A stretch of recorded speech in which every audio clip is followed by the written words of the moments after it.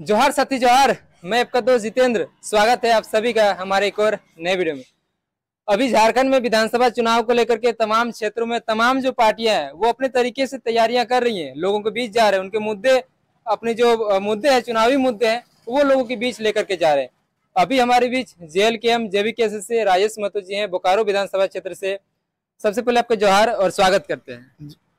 आपका भी चैनल्स को और चैनल के जितने भी आपका व्यूवर्स हैं उन लोगों को भी हम धन्यवाद देते हैं, आभार व्यक्त करते हैं आपको भी कि आपने इस काबिल हमको समझा कि हमारी बात को लोगों के बीच में पहुंचाने का काम कर रहे हैं। विधानसभा चुनाव को लेकर के अभी आप चुनावी मैदान की ओर आगे बढ़ रहे हैं, तो क्या लग रहा है कि झारखंड के इस बोकारो विधानसभा क्षेत्र में इतने सालों में क्या कुछ विकास जो है आपको नजर आ रहा है कि क्या विकास हुआ है? देखिए, झारखंड में तो जिस उम्मीद के साथ हमारे पूर्वजों ने जिस तरह बलिदानी, जिस सपना के साथ झारखंड को लेने का काम किया, कहीं न कहीं हमारे झारखंडियों के साथ मिलकर, जिनके खिलाफ झारखंड लिया गया था उनके साथ मिलकर हमारे झारखंड में जल, जंगल, जमीन सबको लूटा जा रहा है। हमारे जो नौकरी है, नौकरियां जितने हमारे नौजवान पढ़े लिखे हैं उसका अधिकार को भी लूटा जा रहा है। इससे हम लोग वंचित हो रहे हैं। इसको रोकने की जरूरत है हमारे यहाँ के नौजवान साथियों को। विस्थापितों के लिए लगातार जो है कुछ न कुछ करते आए हैं बोकारो विधानसभा क्षेत्र में। पहले भी आप जो है चुनाव में उतर चुके हैं, लेकिन सफलता हासिल नहीं मिली है। अभी लोगों के बीच हमेशा से रहते हैं, तो विस्थापितों के लिए क्या देख रहे हैं? विस्थापितों को अभी तक क्या कुछ मिला है और अभी क्या सोच रहे हैं कि विस्थापितों के लिए जो होना चाहिए? जी देखिए जितेंद्र जी, हमारे पिता स्वर्गीय अटलूराम महतो जी विस्थापित और मजदूरों का अधिकार के लिए एकजुट कर बोकारो प्रबंधन को एक चोट देते थे, अपनी एकता दिखाने का काम करते थे और उसी के बल से यहाँ के विस्थापित और मजदूरों को उनका अधिकार मिला करते थे। बाद में हमारे लोग कहीं न कहीं षड्यंत्रकारी का शिकार हो गए और भटक गए रास्ते से, जिसके कारण आज बोकारो में हमारे विस्थापित के साथ अन्याय हो रहा है। हमारे पिता अब दुनिया से चले गए हैं, मगर उसके बावजूद भी हमारे पिता ने मुझे जिम्मेवारी दिया है यहाँ के विस्थापित और मजदूरों का।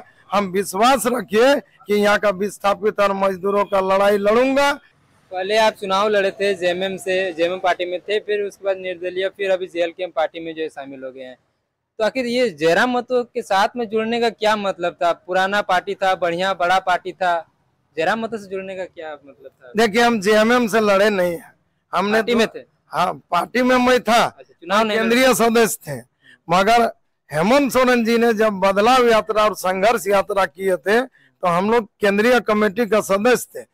भारी केंद्रीय कमेटी की मीटिंग में उन्होंने कहा था कि हम लोग अकेले चुनाव लड़ेंगे, 81 विधानसभा लड़ेंगे हमारे झारखंडी नौजवानों को अधिकार के लिए। लेकिन उन्होंने किस परिस्थिति से यहाँ के कांग्रेस और राजद वालों से गठबंधन करके हमारे झारखंड के नौजवानों का अधिकार को जो लूटने का काम कर रहे हैं उसको रोकना है। इसलिए आज हम टाइगर जयराम महतो मेरे छोटे भाई हैं, उनको आशीर्वाद भी देंगे और उनके साथ बलराम बन के उनको कृष्ण रूपी चक्र चलवाएंगे इस झारखंड में अपना अधिकार को सुरक्षित करने के लिए। JMM राज्य का जो क्षेत्रीय बड़ा पार्टी है, अभी लोकसभा में भी अच्छा जो है रिजल्ट हासिल किया है, तो JMM पार्टी में रहते तो अभी बढ़िया मिलता ना। देखिए, हम लोग ना संघर्ष किए हुए पिता का बेटा हूँ, हमें ऐसो आराम नहीं चाहिए, हमें लड़ाई चाहिए। जहां भी अन्याय होगा, जिस विस्थापित, जिस मजदूर, जिस खतियानी के साथ अन्याय होगा उसके खिलाफ राजेश महतो हमेशा खड़ा रहेंगे। कल मेरे पिता भी खड़ा रहते थे, आज मैं भी रहूंगा। आज हमारे टाइगर जयराम भाई भी हैं, उनका भी हाथ को मजबूत करने के लिए हम लोग पुरजोर लगे हुए। JLKM पार्टी से बोकारो में क्या करेंगे? इतने सालों का सभी जो जनप्रतिनिधि रहे हैं वो भी तो जो है विधायक बने हैं, फिर आप JLKM पार्टी से अभी चुनाव लड़ने की जो तैयारी कर रहे हैं, लोगों के बीच जा रहे हैं, तो यहाँ के विस्थापितों का दर्द कब दूर होगा? यहाँ के जो युवा हैं, जो पढ़ाई लिखाई कर रहे हैं, उनको रोजी रोजगार फिर कैसे मिलेगा? तो बाबू की खाली उ सबे विधायक बनल है कि हमारे बाप विधायक नहीं बनल है? मंत्री भी रह चुके हैं। हमारा बापो विधायक बनल है और हमारे बाप जखन से विधायक बनल हलथिन उस स्थिति के 2000 से पहले देख लो। हमने के विस्थापित के जितनी भी नौकरियां भेल हमारे बाबूजी के काल में भेल, समय में भेल। 2000 में जब से वो हारलथिन और यहाँ के विधायक जब से ये तमाम जनप्रतिनिधि बना और उदासीन रवैया के चलते आज विस्थापित का हम लोग का ये स्थिति हो गई है, जो बद से बदतर स्थिति हो गई है। हम विस्थापित भाइयों को इस चैनल के माध्यम से हम निवेदन करेंगे कि अब भी मौका है, आप लोग जात और पार्टी से ऊपर उठकर एक होइए और इस बोकारो प्रबंधन को छोड़ दीजिए। विश्वास देता हूं कि इस बोकारो के विस्थापितों के साथ फिर से वो व्यवस्था बहाल होगा, जो व्यवस्था हमारे बाप दादाओं ने किया था उसको बहाल करने का काम करेंगे। बोकारो विधानसभा में अगर प्रतिनिधित्व करने का अवसर प्राप्त होगा तो फिर क्या कुछ जो है मुद्दों को लेकर के लोगों के बीच जाएंगे और उसे चुनाव के बाद उसको करने का जो है प्रयास करेंगे? मुद्दा तो सबसे बड़ा हमारा विस्थापित का नियोजन है, विस्थापित का मुआवजा है। जिस जगह पर आप हमारा इंटरव्यू ले रहे हैं ये हमारा विस्थापित पुनर्वास क्षेत्र है, हमारे भवानीपुर भी पुनर्वास क्षेत्र है। इस जगह में यहाँ के बीएसएल का एमडी एमआर नायर को भी मेरे पिताजी यहाँ लाया करते थे जब वो विधायक थे, जब उनका साथ में यहाँ का विस्थापित का साथ था। तो बोकारो के एमडी भी इस बगल में हेल्थ सेंटर बनाने का काम किया। जितने भी ये रोड देख रहे हैं मेरे पिताजी सड़क बिछाने का काम किए और अपना अंगुली से इस नक्शा को बनाने का काम किए हैं। मुझे बताने की जरूरत नहीं है कि हमें क्या करना है। हमारा भी जमीन गया है, मेरा भी बाप का जमीन गया है। इस विस्थापित इस बोकारो स्टील प्लांट में मेरा भी बाप दादा का जमीन गया है। हमें कितना दुख है जितना एक विस्थापित नौजवान को दुख है। हम भी विस्थापित नौजवान हैं, इस दुख को हम महसूस करते हैं। मगर जिसका एक डिसमिल जमीन नहीं गया है आज वो विधायक बन के बैठा है, उसको जाके क्या दर्द होगा इस बोकारो के बारे में। हमारे बाप दादा इसी जगह पलाश के जंगल में घूम के अपना रोजी रोटी जुगाड़ करते थे।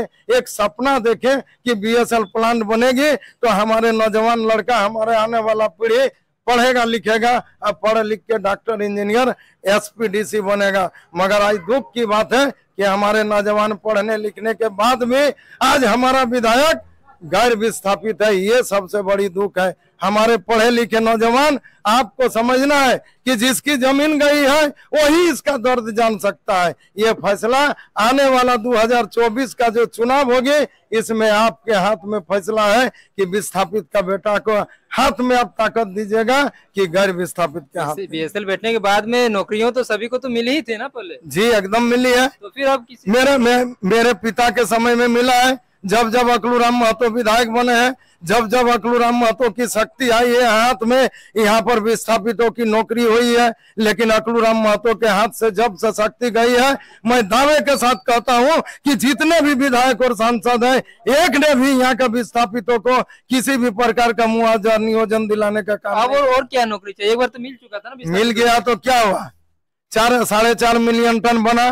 बीएसएल कहता है कि हम 16,000 नौकरी दिए हैं, आप बोलते हैं 15 मिलियन टन ये प्लांट बना है। तो आप जब जाके प्लांट की बढ़ोतरी करेंगे तो हमारी नौकरी की बढ़ोतरी भी होनी चाहिए। 4.5 मिलियन टन में जब 16,000 नौकरी, तो 15 मिलियन टन में कितनी नौकरी होनी चाहिए? और नौकरी आप देंगे ना?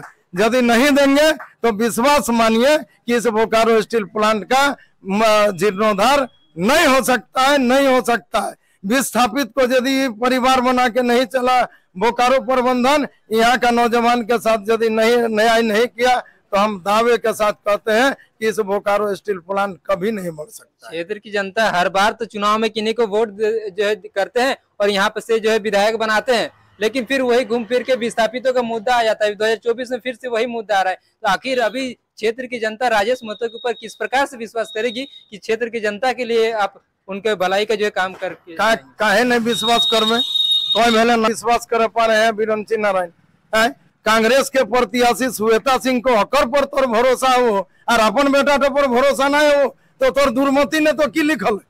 अपन बेटा पर भरोसा नहीं आ गैर पर भरोसा तो तनिक दुर्मति ने तो की लिखल है? ये दुर्मति से कोई नहीं बचा सकता है। यदि कोई बचा सकता है तो वो राजेश महतो माटी का बेटा बचा सकता है। इसके अलावा विस्थापित को कोई नहीं बचा सकता है। ये हम दावे के साथ बोलते हैं। चुनाव में इतने बड़े बड़े पार्टियां हैं, जेएलकेएम पार्टी अभी नई बनी है, चुनाव सिंबल भी कुछ दिन पहले ही आया हुआ है। अरे बाबू, अकलूराम महतो के जमाने में यहाँ भाजपा कांग्रेस घुटना टेकल है। यही विस्थापित, यही बोकारो के चलते यहाँ का भाजपा कांग्रेस जमानत नहीं बचा पा रहा था।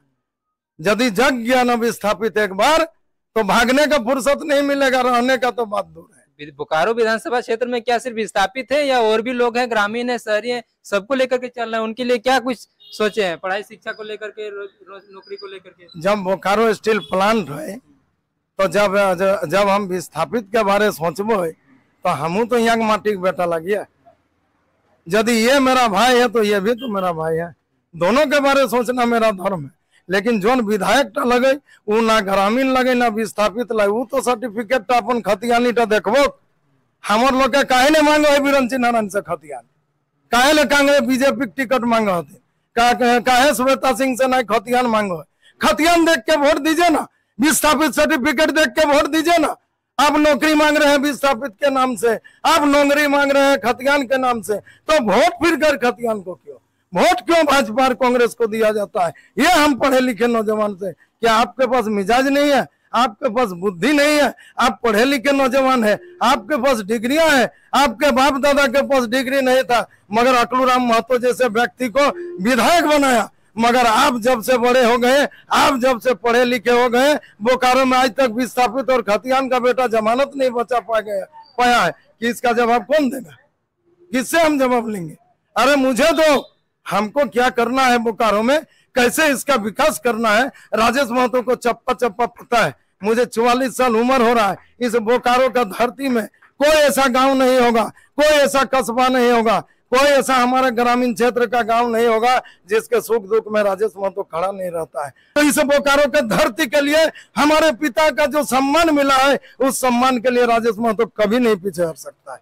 इस बार विधानसभा चुनाव में जो क्षेत्र की जनता है आप पर जो है अगर भरोसा करती है, जेएलकेएम पार्टी के ऊपर भरोसा करती है, तो जो पहला ऐसा काम जो नजर आ रहा है वो जो काम करने जा रहे हैं? देखिए, सबसे पहला बात तो हम बता दिए कि यहाँ मूल मुद्दा है विस्थापितों का नियोजन। 4th ग्रेड की नौकरी हमारा रिजर्वेशन था जब ये प्लांट बनी थी। इस रिजर्वेशन को लाना ही सबसे बड़ी चुनौती है हम लोग के पास। और जितने भी विधायक सांसद बने उनको इस नौकरी के विषय में ना उसको पता है, ना विस्थापित के बारे में पता है। वो क्या लड़ेगा जिसको इसके हमारा 84 गांव और 64 मौजा के बारे जिसको एक गांव का पता नहीं है, एक मौजा का पता नहीं है, वो हमारे लिए क्या करेगा? हम हैं तो निश्चित रूप से गांव को भी हम बैलेंस बना सकते हैं, विस्थापित को भी, और शहरी क्षेत्र में भी हमको पता है कि मजदूर को क्या चाहिए, मजदूरों के साथ क्या शोषण हो रहा है, ये हमको मालूम है।